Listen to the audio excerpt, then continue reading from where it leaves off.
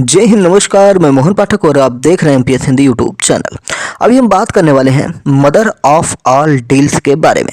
ये होता क्या है और इसकी चर्चा इस समय आप लगातार देख रहे होंगे, सुन रहे होंगे। और भारत और यूरोपीय संघ यूई के बीच में ये पूरा मामला होने वाला है। इसी को हम डिटेल में जानने की कोशिश करेंगे कि ऐसा क्या होने वाला है कि जिससे पूरी दुनिया में अब इस चीज़ों को लेकर लगातार चर्चा का विषय बना हुआ है। मदर ऑफ ऑल डील्स एक ऐसी व्यवस्था है, अगर ये हो जाती है तो आप समझिए कि दुनिया के सबसे बड़े बाज़ारों और सप्लाई चेन की दिशा बिल्कुल बदल जाएगी। और जो डोनाल्ड ट्रंप हैं, उनके द्वारा जो लगातार दुनिया भर को परेशान किया जा रहा है टैरिफ के नाम पे, उसकी भी हवा निकल जाएगी। जब दुनिया की आर्थिक ताकतें दावोस में जुटी हैं, तभी भारत और यूरोप के बीच एक डील की खबर ने पूरी दुनिया को चौंका दिया है। यह सिर्फ कोई आम व्यापार समझौता नहीं है, बल्कि इसे मदर ऑफ ऑल डील के नाम से जाना जा रहा है। इतना बड़ा समझौता ऐसे समय में सामने आया है जब भारत की अर्थव्यवस्था चुनौतियों का सामना कर रही है और वैश्विक बाजार अस्थिर है। अब सवाल यह है कि यह डील दोनों महाद्वीपों के लिए क्या बदल सकती है और यह आखिर है क्या। आपको बता दें कि दावोस में वर्ल्ड इकोनॉमिक फोरम के दौरान यूरोपियन आयोग की अध्यक्ष उर्सुला वान डेर लेयन ने ऐतिहासिक घोषणा की है। भारत और यूरोपीय संघ के बीच एक विशाल मुक्त व्यापार समझौता अंतिम चरण में है। इसे मदर ऑफ डील्स नाम दिया गया है या कहा जा रहा है। और आपको बता दें कि 26 जनवरी को भारत का गणतंत्र दिवस है और 27 जनवरी को गणतंत्र दिवस का अगला दिन है और इसी दिन इस पर साइन होने की संभावनाएं बन रही हैं। यह डील केवल व्यापार तक सीमित नहीं, बल्कि दोनों पक्षों के लिए रणनीतिक सहयोग और वैश्विक आर्थिक संतुलन के लिहाज से भी बहुत महत्वपूर्ण है। और इसमें अमेरिकी राष्ट्रपति डोनाल्ड ट्रंप की अगर हम बात करें तो उनको ये एक करारा जवाब दुनिया की तरफ से मिलने वाला है। भारत और यूरोपीय संघ के बीच यह फ्री ट्रेड डील होगी, यानी कि फ्री ट्रेड एग्रीमेंट FTA होगा। यह मुक्त व्यापार समझौता है, व्यापार जगत में ऐतिहासिक माना जा रहा है। इसे मदर ऑफ डील्स इसलिए कहा जा रहा है क्योंकि यह 2 अरब से अधिक लोगों के बाजार को जोड़ने वाला है और वैश्विक GDP के लगभग 25% हिस्से को शामिल करता है। इस डील से न केवल व्यापार बढ़ेगा, बल्कि भारत के डिफेंस, तकनीकी, फार्मास्यूटिकल्स, IT और कृषि जैसे सभी प्रमुख सेक्टरों में नए अवसर खुलेंगे। यूरोप को भी फर्स्ट मूवर एडवांटेज मिलेगा, यानी पहले कदम उठाकर बढ़त बनाने का मौका मिलेगा। वाणिज्य मंत्री पीयूष गोयल और यूरोपीय नेता इसे आर्थिक और रणनीतिक दृष्टि से महत्वपूर्ण कदम बता रहे हैं। भारत के उद्योग इस डील से सबसे ज़्यादा लाभान्वित होने वाला है। यूरोपियन मार्केट खुलने से कपड़ा, जूते, चप्पल, रत्न और आभूषण के निर्यात में बढ़ोतरी की संभावना है। इससे न केवल भारतीय उद्योगों को नई दिशा मिलेगी, बल्कि छोटे और मध्यम उद्योगों में रोजगार के अवसर भी बढ़ेंगे।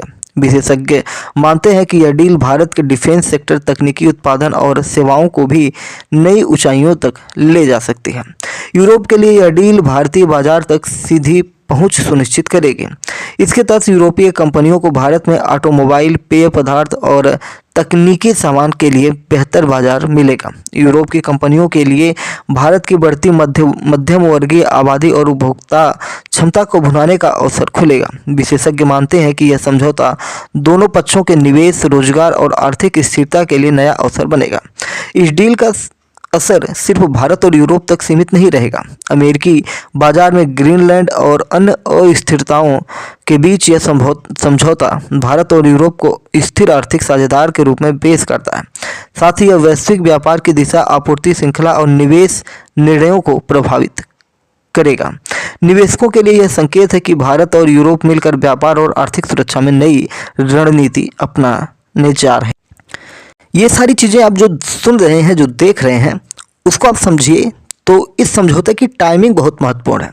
एक तरफ जहां अमेरिका के साथ भारत का व्यापारिक समझौता लंबे समय से अधर में लटका है, वहीं दूसरी ओर अमेरिका ने यूरोपीय संघ को हाई टैरिफ और भारतीय वस्तुओं पर 50% शुल्क लगाने की धमकियां दी हैं वाशिंगटन के इस अनिश्चित रवैये से ब्रुसेल्स को भारत की ओर रुख करने के लिए मजबूर कर दिया है। यूरोपियन यूनियन की president Ursula von der Leyen का कहना है कि यूरोप हमेशा दुनिया को चुनेगा और दुनिया अब यूरोप को चुनने के लिए तैयार है।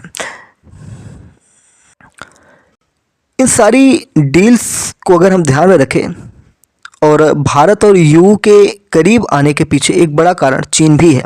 भारतीय उद्योग सोलर एनर्जी सेक्टर में चीन की मूल्य निर्धारण चुनौतियों से जूझ रहे हैं, जबकि यूरोप महत्वपूर्ण तकनीकों में चीन के वर्चस्व और उससे जुड़े जोखिमों को लेकर चिंतित है। यह ट्रेड डील दोनों पक्षों को चीन पर अपनी निर्भरता कम करने और एक सुरक्षित सप्लाई चेन बनाने में मदद करेगी। भारत के लिए यूरोपीय मार्केट खुल जाएंगे, जिसमें कपड़ा, जूते, चप्पल, रत्न, आभूषण जैसी चीज़ों की बिक्री बढ़ने की उम्मीद है।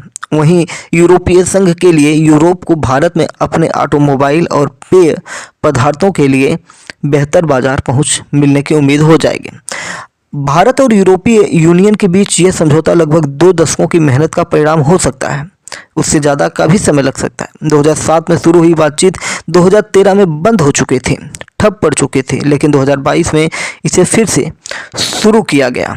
अब जब भारत के गणतंत्र दिवस समारोह में यूएई के शीर्ष नेता मुख्य अतिथि के रूप में शामिल हो रहे हैं, तो यह स्पष्ट है कि भारत अब वैश्विक व्यापार का नया केंद्र बन चुका है। हम लगातार यूएई की बात कर रहे हैं। यूएई यानी कि यूरोपीय संघ। आपको बता दें कि यूरोप के 27 देशों का एक राजनीतिक और आर्थिक संगठन है जो शांति, स्थिरता और समृद्धि के लिए मिलकर काम करता है। यह एकल बाजार, साझा मुद्रा और नागरिकों के लिए स्वतंत्रता सुनिश्चित करता है। यानी कि बाजार, साझा मुद्रा लोगों को वस्तुओं, सेवाओं और पूंजी की आवाजाही सुनिश्चित कर देता है और एक संसद व न्यायालय जैसे अपने संस्थान रखता है, उसी तरह ये भी हो जाता है।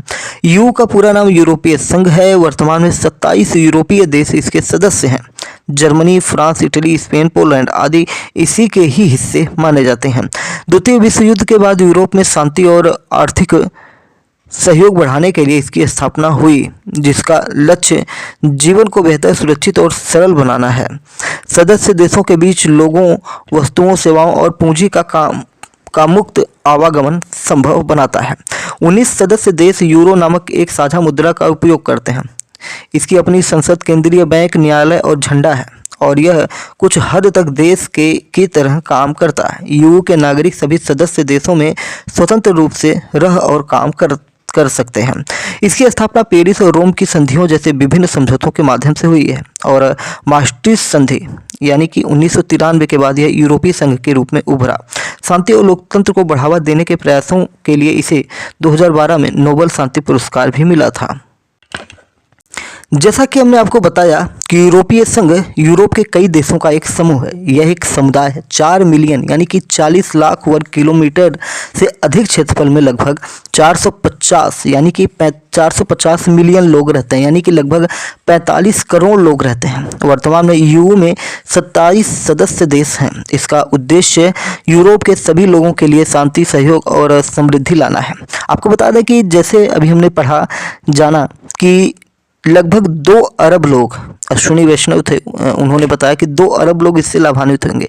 तो यानी कि 45 करोड़ की बात कर रहा है, तो लगभग आप देख लेंगे तो 150 करोड़ जो बच रहे हैं वो लगभग भारत के माने जा रहे हैं। ठीक है, तो भारत से इसका जो मदर ऑफ ऑल डील होने वाली है उसको लेकर ये बात निकल रही है।